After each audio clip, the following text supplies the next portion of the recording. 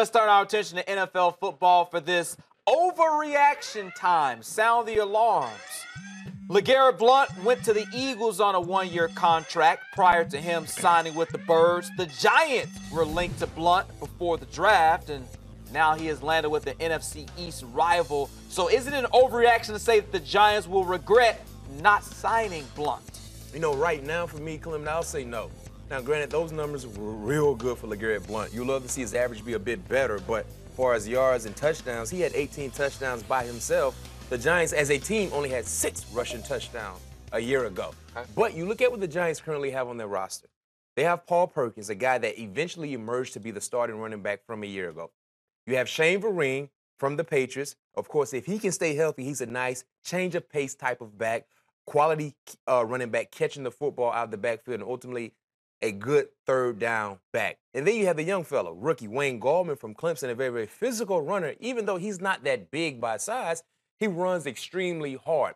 I think they should be okay because the thing about the New York Giants offense is that with so many elite pass catchers on the perimeter, with a big-time Super Bowl MVP at the quarterback position in Eli Manning, your running game just needs to be consistent. We don't need you to give us that Ezekiel Elliott type production. Granted, if you get that, you're smiling from ear to ear. That's a bonus. But just be able to take pressure off of Eli Manning and his pass catchers by being able to generate positive yards and find a way to end ball games running the ball effectively. I think they have 3 guys currently on that roster that should be able to get the job done.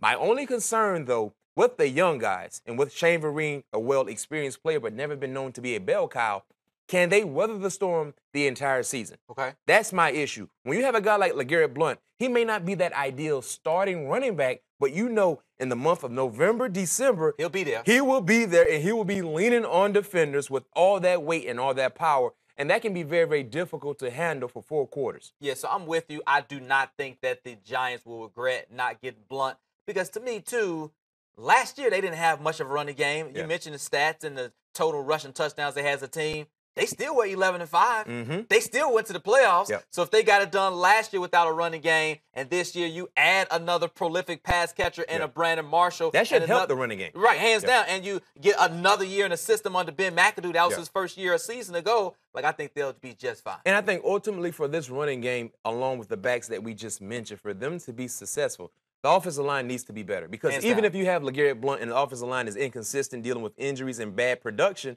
you're not going to run the ball well regardless. So take away LeGarrette Blount, you don't sign him. If your offensive line can play better, especially running the football, those young guys, the 2 young guys, along with Shane Vereen, they should be able to be okay. Yeah, if the O-line opens up holes, that certainly makes things a lot easier.